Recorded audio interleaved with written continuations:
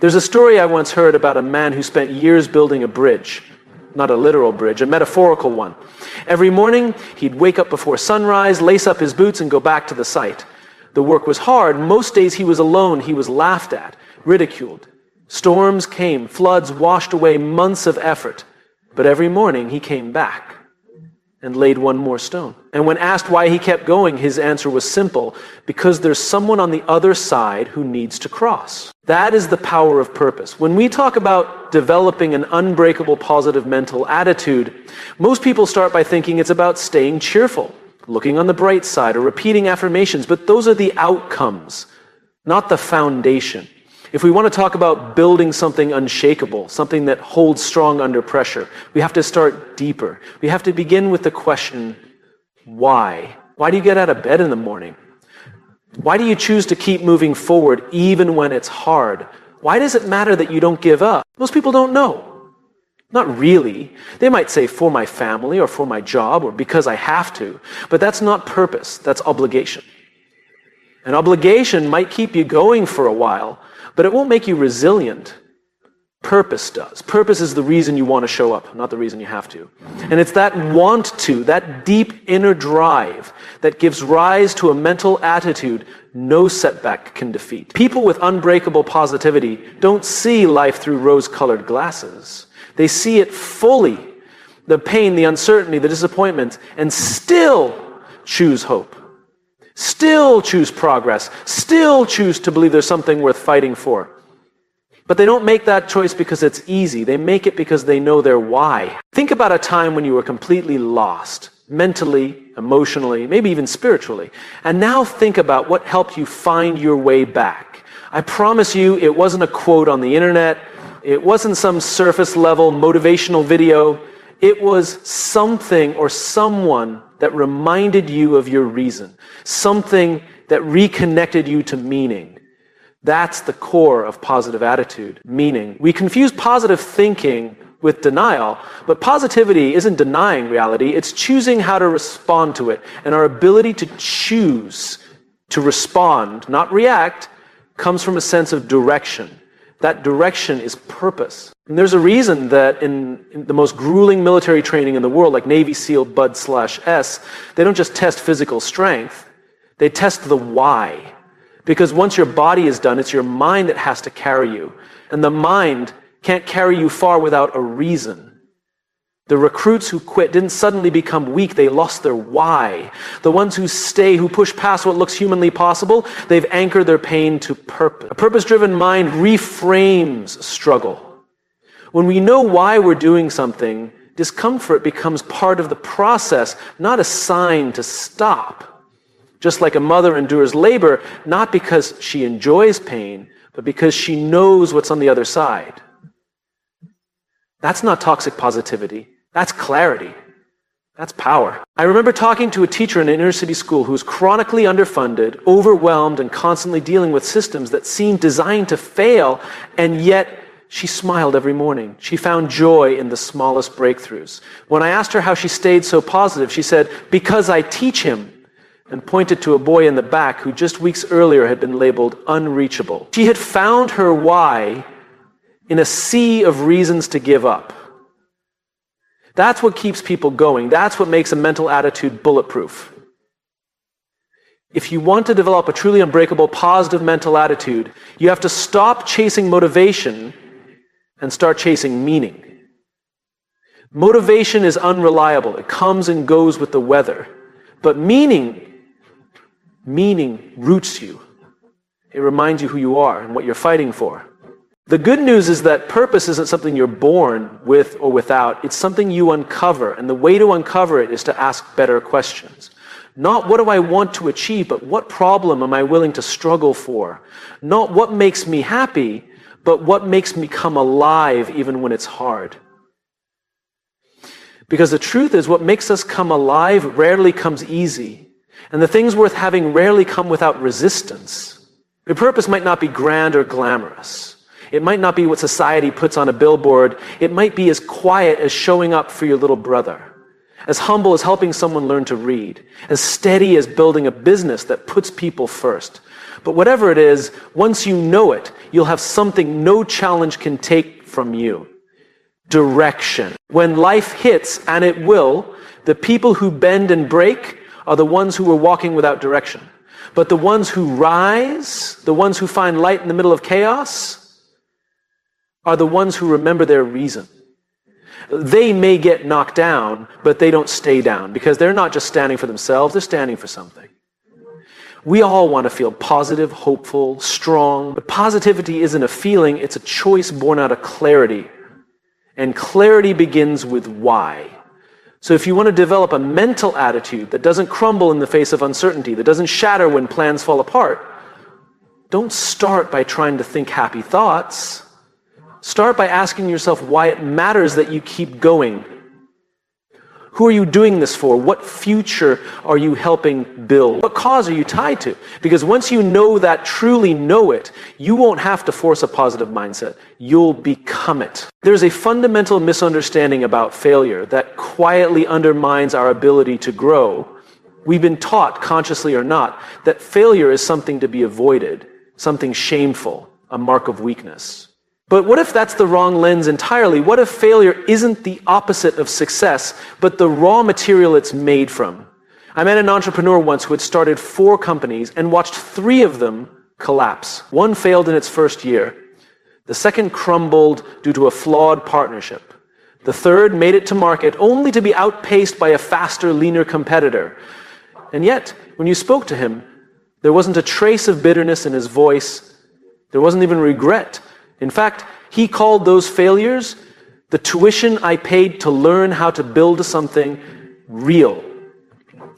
That mindset didn't come from blind positivity.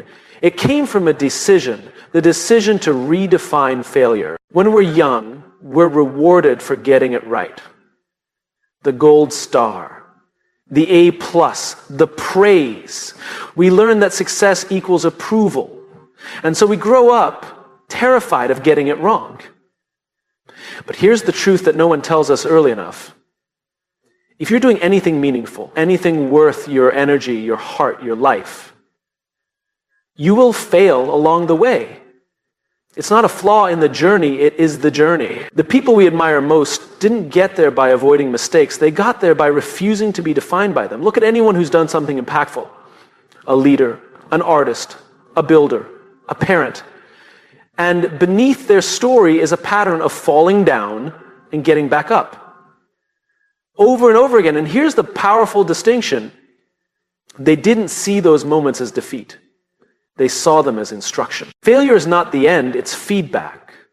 And when you treat it as feedback, you begin to extract lessons that make you stronger. That's how a positive mental attitude becomes unbreakable. Not because you never fall, but because falling teaches you how to rise smarter, more aware, more focused. Resilience isn't stubbornness, it's adaptation. I remember sitting across from a young woman who'd just been let go from her dream job. She was devastated. She'd built her entire identity around that title, that paycheck, that office, and in a moment it was gone. I asked her one question: what did this teach you about yourself that you didn't know before? She paused, thought, and then said that I confused being valuable with being validated, and now I get to rewrite that. That's the beginning of transformation. That's what happens when we stop running from failure and start listening to it. We are forged in adversity.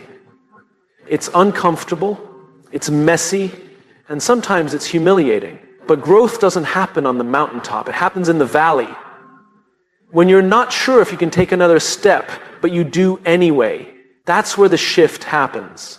And that shift is what makes a positive mindset real, not shallow optimism, but a grounded belief that even this can shape me into something better. When adversity hits, most people ask, why is this happening to me? But the stronger question is, what is it trying to teach me? Because when we reframe failure from punishment to process, we change our relationship with it entirely. It becomes a partner, not a threat. The irony is that the more we avoid failure, the more fragile we become. Like muscles that never experience resistance, we weaken.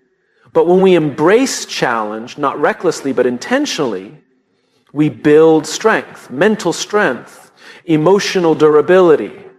And those qualities are the foundation of true positivity, not the kind that pretends everything's fine, but the kind that says, this hurts, and I'm still going. Think about the people you trust most, the ones you go to when things fall apart. They're not the ones who've never failed. They're the ones who've been through hell and came back wiser, calmer, more compassionate. Why?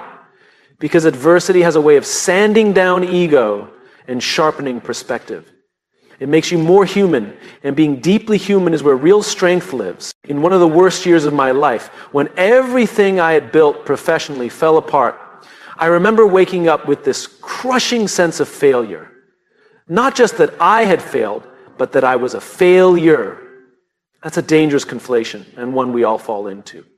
We begin to confuse the event with our identity, but they're not the same. Failing doesn't mean you are a failure. It means you're learning something that couldn't be learned any other way. And when I finally stopped running from that truth, when I faced the rubble of my own decisions, I discovered something unexpected. A new clarity, a new humility, and strangely, a new strength. Not the loud kind, the quiet kind, the kind that says, I've been knocked down before, and I know how to get back up. That's the beginning of an unshakable mindset. Not being untouched by pain, but becoming intimate with it and not letting it define you. When you understand that failure is not your enemy, but your instructor, you gain freedom. You start to experiment again, take risks again, dream again. Because failure no longer holds the power to destroy you. That entrepreneur I mentioned earlier, the one who lost 3 companies, he went on to build his 4th into a mission-driven business that now impacts millions of people. And when I asked him what made the difference, he said, the first 3 taught me what not to do. But more importantly, they taught me who I needed to become. That's it. That's the shift. Every stumble holds a mirror. It shows you where your blind spots are, where your insecurities lie, but it also shows you what you're made of. And the more times you walk through failure and come out standing, the more you realize you can face anything. That's the forge. That's where character is built, where optimism becomes grounded, where your positive mindset stops being conditional and becomes part of who you are. So if you want to build an unbreakable positive attitude, don't avoid failure, invite it.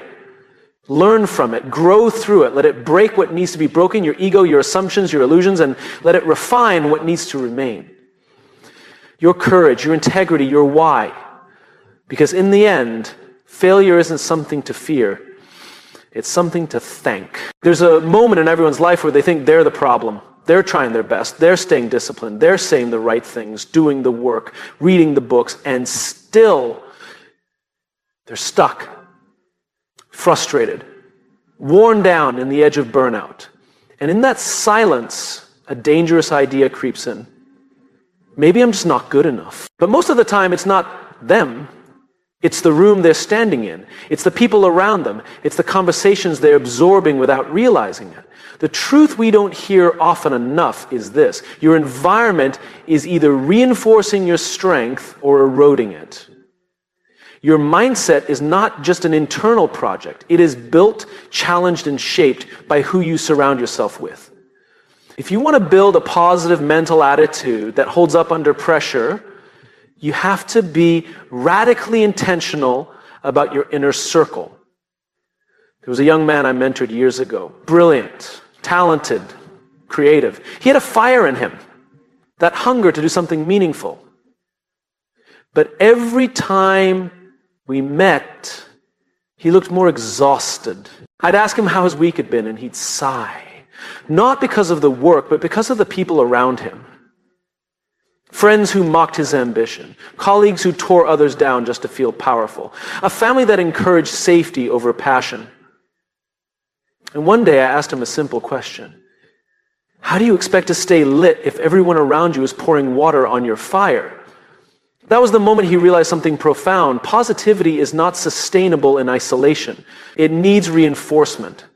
And so does resilience. We talk so much about self-discipline, grit, mental toughness, and yes, those matter. But even the most self-driven person eventually breaks down if they're constantly surrounded by negativity, not because they're weak, but because no one is immune to the weight of toxic influence over time. That's how strong minds erode, not in one blow, but in daily exposure to voices that plant doubt, mock growth, and drain energy. There's a powerful study where researchers observed how the behavior of a single negative person in a group could bring down the performance of an entire team, not because that person was louder or smarter, but because negativity spreads faster than hope. It's contagious, but so is strength, so is encouragement, so is belief, and that's the invitation. Build a circle that reflects who you want to become, not who you're afraid to leave behind. People often think loyalty means staying in every relationship you started with, but real loyalty is to your growth, to your values, to your purpose.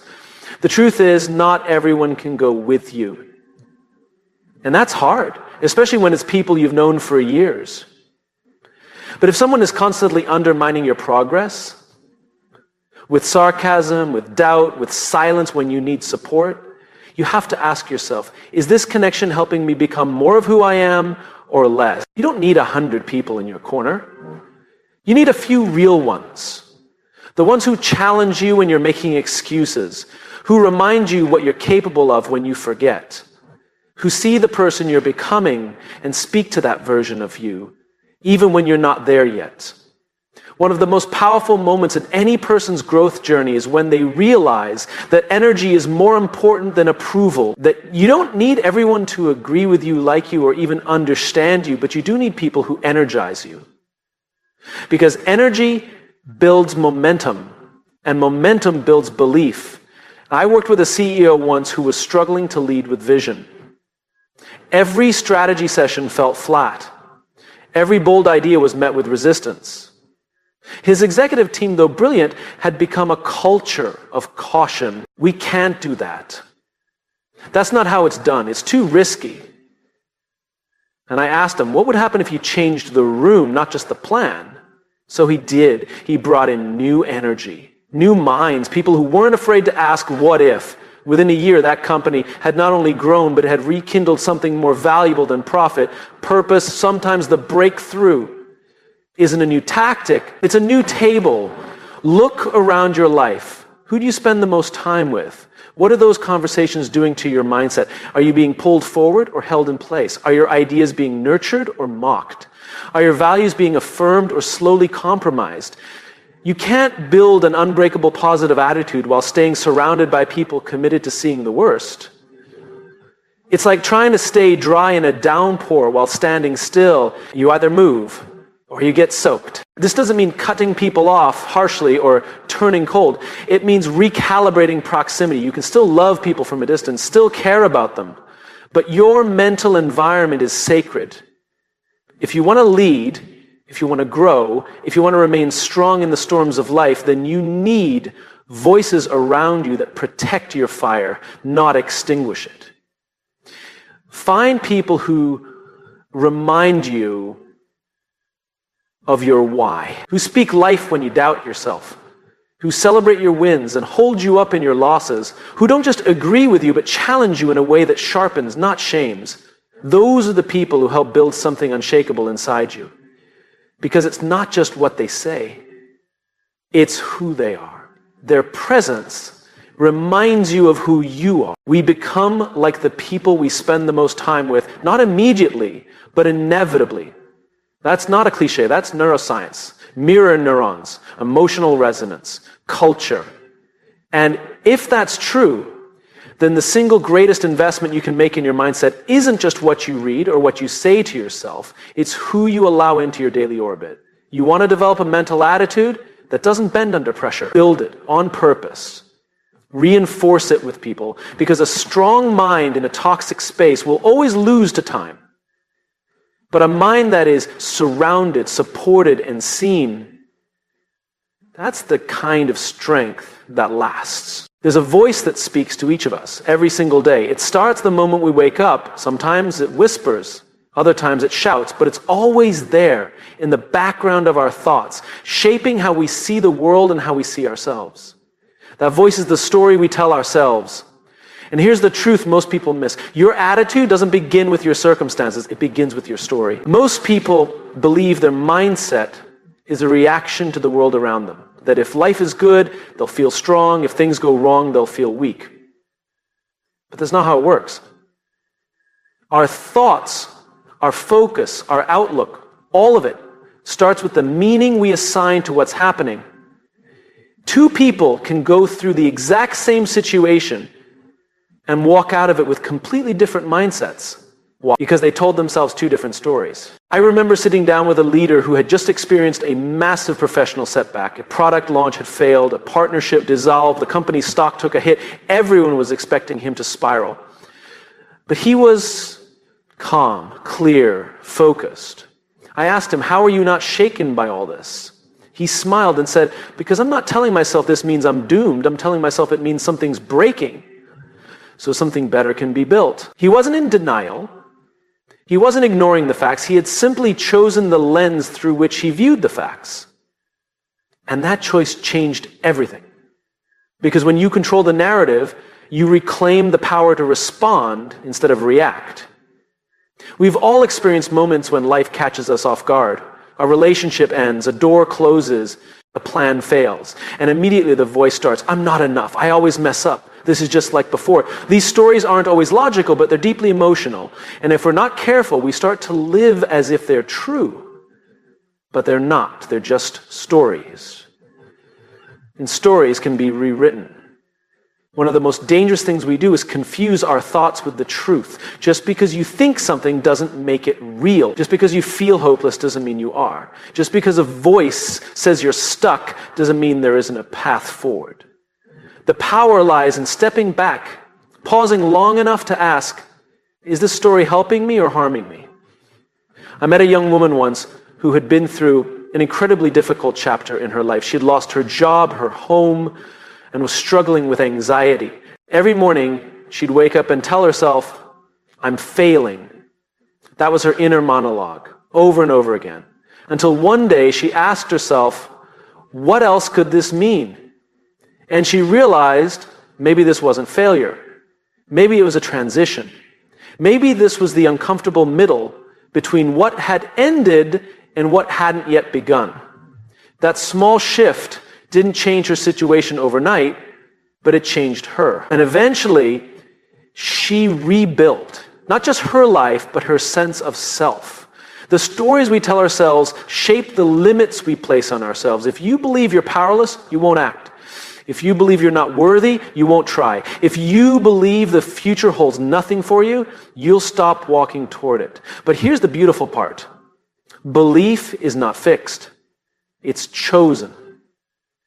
And that means it can be changed. I'm not saying you lie to yourself. I'm saying you lead yourself. There's a difference. Positivity isn't about pretending everything's fine. It's about choosing to focus on what's possible, even when what's real feels heavy. It's not about ignoring pain, but about refusing to let pain be the whole story. We've all heard the phrase self-fulfilling prophecy. What we believe tends to come true, not through magic, but through focus, through energy, through action. If you believe nothing good will happen, you stop looking for opportunity. If you believe no one can be trusted, you push people away. If you believe you don't have what it takes, you'll find proof everywhere you look, not because it's reality, but because it's the lens you're using to interpret reality. You want to develop an unbreakable positive attitude? Start with a story you tell yourself when things don't go according to plan. That's the moment it matters most. It's easy to be positive when life is smooth, but the real test is what you say to yourself when it's not. The most successful people I've met, not just in business, but in life, are masters of the internal narrative. They've trained themselves to find meaning in the mess, not toxic positivity, but grounded interpretation. They ask better questions. What can I learn from this? How can this grow me? What is this making possible that wasn't possible before? That kind of thinking doesn't come naturally. It's not instinctive. It's trained. It's repeated. It's built over time, like a muscle. And the more you practice it, the stronger your mindset becomes. Not because life gets easier, but because you get more skilled at navigating it. I once kept a journal for 90 days. Every night, I'd write down the hardest part of my day and then challenge myself to write a better story about it. One that didn't ignore the pain, but gave it meaning. One that didn't just dwell on the problem, but explored what it might be making room for. By day 90, I hadn't eliminated difficulty from my life, but I had changed the tone of the voice in my head. And that changed how I felt, how I showed up, how I led. It doesn't take years to shift your narrative. It takes intention. It takes attention. Every time you catch yourself spiraling into an old story, pause. Ask, what am I telling myself right now?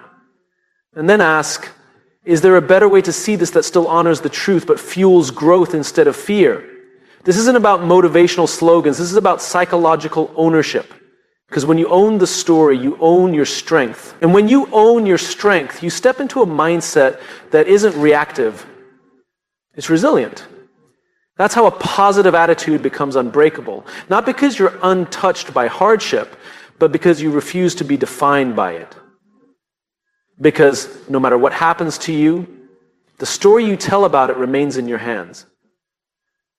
And that, more than talent, timing, or luck, is what will determine who you become. There's a reason why the best athletes in the world train even when they've already mastered their skills.